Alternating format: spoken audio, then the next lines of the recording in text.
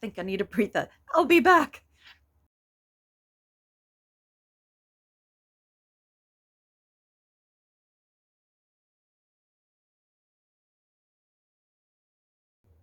Hi everyone, and welcome back to 8.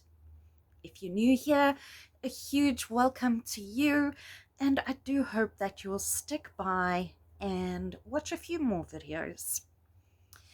And to my loyal subscribers, thank you so much for always popping in, dropping your comments, and just being you. So yeah, thanks for being you and being here today.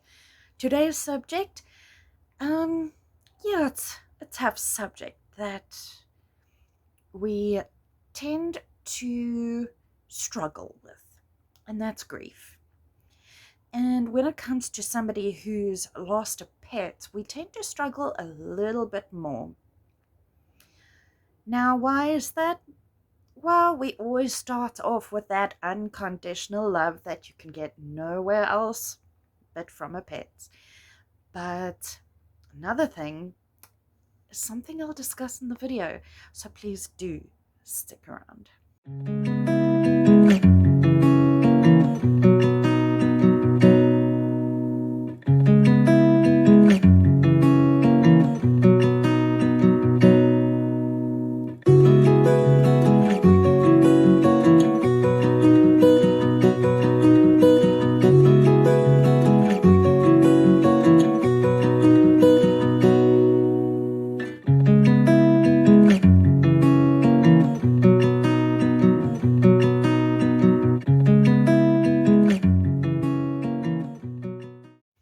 As it is, grief is a tough subject, and when it comes to our pets, it's even a tougher one. We go through emotions like no other, and we think, where are we really? I actually watched a video today, and yeah, the person in the video said, it is so difficult to actually talk about these things. And that is okay. Whatever you do to grieve is absolutely okay. Grief has absolutely no time limits. Grief, you can be grieving a pet that you lost yesterday, or you can still be grieving a pet that you lost 20 years ago.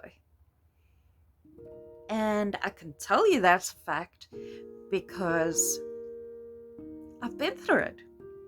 I have lost the pets.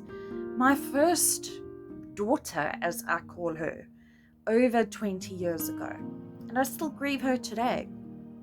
There's just no getting over that special soul. So I really want to start out and say, yes, if you lost a pet 2 years or 20 years ago, this video can still apply to you, because grief can hit you at any time. And as I said, I watched a video today, which I will mention, I think, in a blog post, so that you can actually go and watch it. So yes, please head over to 8 websites, and I'll put some extra information over there talking about grief, and I'll add the video at the end so you can actually go and watch the video in its entirety. However, what I would like to say that came from that video that stood with me too is that when you grieve one pet, the pet you lost yesterday or last week, opens the door to the grief from all the pets you lost before that pet, and you start thinking of all of them. All those memories flash back. And it's not so easy. But what's important is that you are kind to yourself and that you find people who can understand and be kind to you too. And yeah, that's where support groups can come in very easily. And well, let me just tell you how it started. Just over a month ago, a support group leader commented on our support group leaders group on WhatsApp, and she said she's been contacted by a lady who has lost her pet, and she runs a support group for the grief and bereavement of humans. And it's not a thing to be nasty about when you say that grief is different for everyone. And those of us who have lost pets grieve in a different way, but those who have not lost pets don't really understand. So it's important to have that distinguishment and to be able to be in a group of people who understand you. So it was so easy for me just to step in and say, hands up, I'll start that group. And well, if I tell you the truth, it was the group I really want to start when I saw SADAG advertising to train support group leaders. But it was the beginning of COVID, and I thought, you know what, let me rather start with an anxiety and depression group, which I did, and it's been running for a good 2 years now. So yeah, it's now time, and I started my new support group. And if you are grieving a pet, a support group is a great place to be. However, you can also chat to the pet groomer. You can chat to your vet. And I think that's a really, really important one, because having all the facts about your pet's passing can really, really help you. So yeah, speak to those who have pets. Speak to those who have lost pets. Speak to your vet, the groomer. Anybody in the pet industry is working there because they have a pet and they love animals. So you have to find somebody there who understands how you're feeling. And yeah, from there, what actually does happen when you grieve?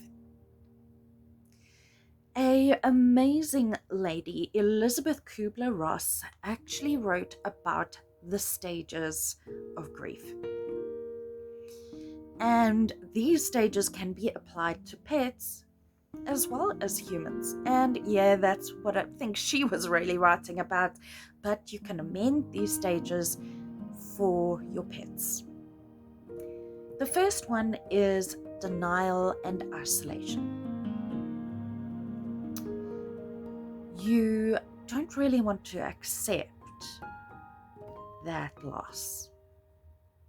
You isolate yourself because you just don't feel ready to speak to somebody. You don't feel ready to speak about that loss. It's huge, and that's okay. So you lock yourself up, and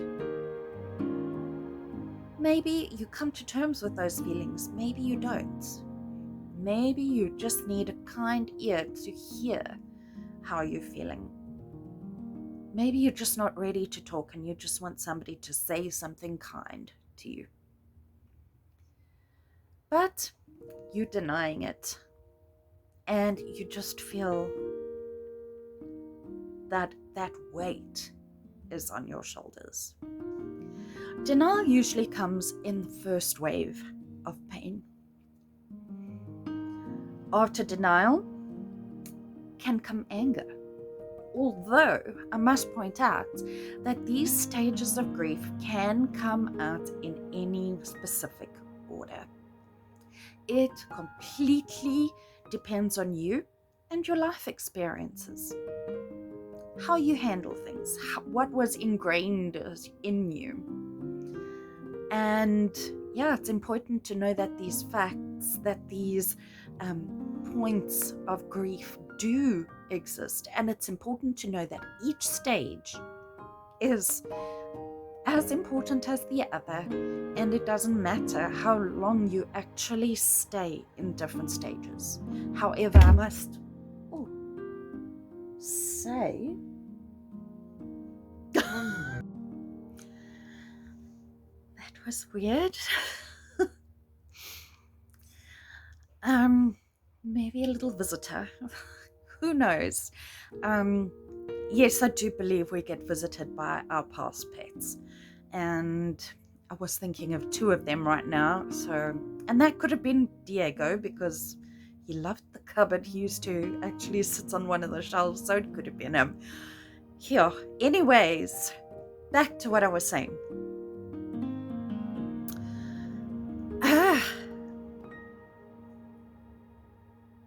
I think I need a breather. I'll be back. Okay, so I'm actually having a glass of fresh orange here because that was a little bit crazy. But anyway, back to my point. If you are staying in a stage of grief and you are just really not getting past that stage, like there is, for instance, these stages of grief can hit repeatedly again and again, and you work through it. But if you find you're stuck in a stage, then it might be a time to actually speak to a counsellor, just to help you see through what is there and just to help you move a little bit more forward. I'd like to add here that while support groups are really fantastic, support groups aren't necessarily run by a counsellor. So a support group leader can't counsel you because they're not a counsellor. And the members can't counsel you. They're there for support, not counseling.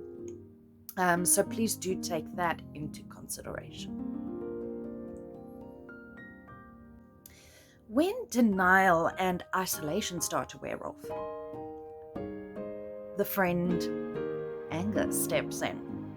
And yeah, anger, I think, really goes well with blame. And yeah, we tend to blame the vet, blame ourselves. Oh, yes. We bring out that whip and we whip ourselves for everything that we did and that we didn't do. Because as the pet owner, we're wrong.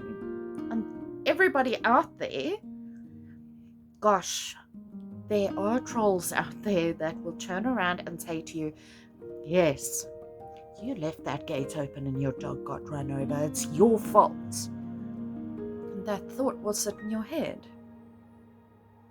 won't it? Over and over again. Well, I'm telling you right now, accidents happen. Accidents happen in a split second. And you know what? When it comes to pain and disease, you make the best decisions you possibly could, because that pet can't speak. That pet can't really tell you what's going on.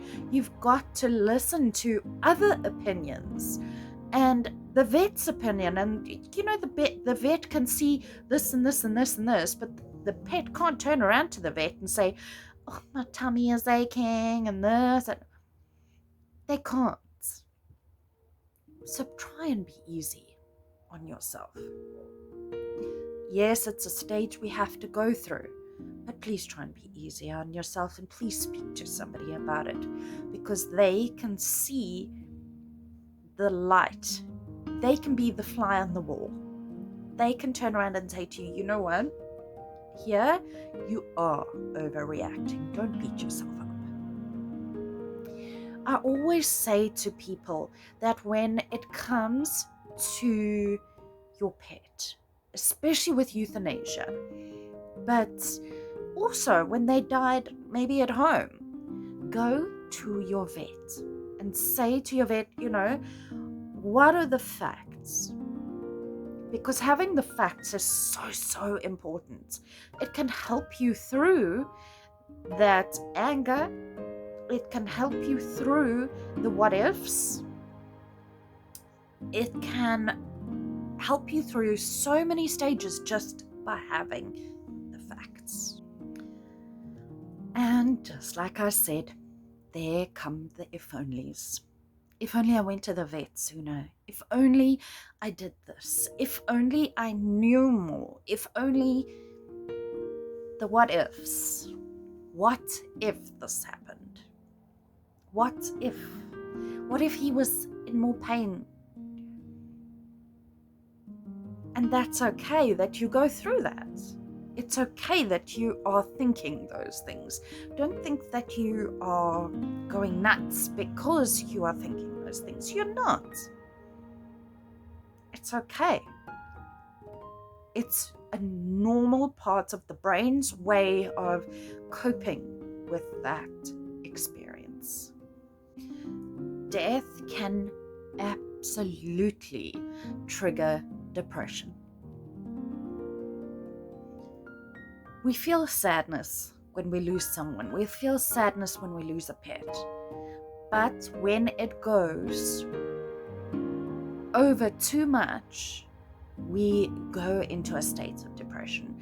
So what I'd like to say to you here is really make sure that you are looking after yourself. The simplest way to do that is to stick to your normal routine. It might be difficult to start, but get up, have that coffee that you do in the morning, have your breakfast, good meals. Try not to miss a meal. Yes, there's lots to be done, whether you've lost a human or lost a pet, but try and look after yourself. Rest. Up your self-care. You have your daily diary of things you may need to do at home, things you need to do at work. Put yourself in the diary. Diarize yourself.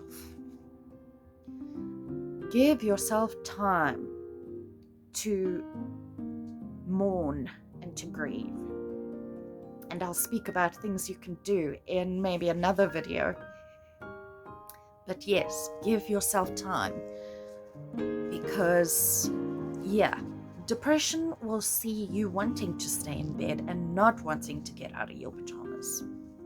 While that is okay, sticking to a routine is a simple little thing that can just help you through that, and prioritizing yourself and upping your self-care.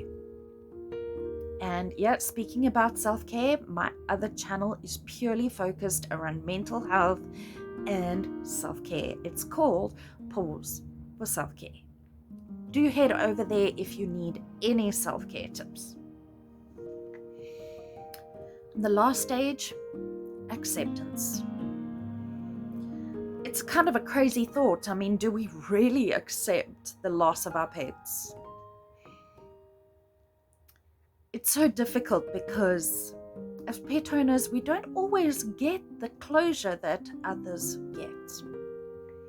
And as I watched in the video I watched today, it was called Disenfranchised Grief. Yeah. And when we think of being disenfranchised, it's not like you're going to find a greeting card that really speaks about pets. Although, yes, today people are opening more about it, and they are more realizing that the loss of a pet is that traumatic and that hard to deal with. But there are still so many people out there who will just brush it off and say, get over it. It was just a pet. And we as pet lovers know it wasn't just a pet. It was a family member. It was a fur baby. It was your little one, as you are the pawrent. We know, we understand, we have our words, we have our own vocabulary. That's why it's important to speak to pet lovers. And I think that's where I'll end off today. I don't want to add in too much, and yeah, right now I just want you to be able to understand that there are stages that you go through when grieving, and that it's okay. That is the one thing I want you to take away from today. Your emotions are absolutely okay. And, when that door is open, it's open. Allow yourself to heal. And yeah, that's another thing. I honestly don't believe that we ever really do heal from grief. It's always there. We can be grieving 20 years later. So when it hits you, it hits you. You know what grief is? Grief is knowing that you loved someone or some pets that much that you feel that part of your heart is missing.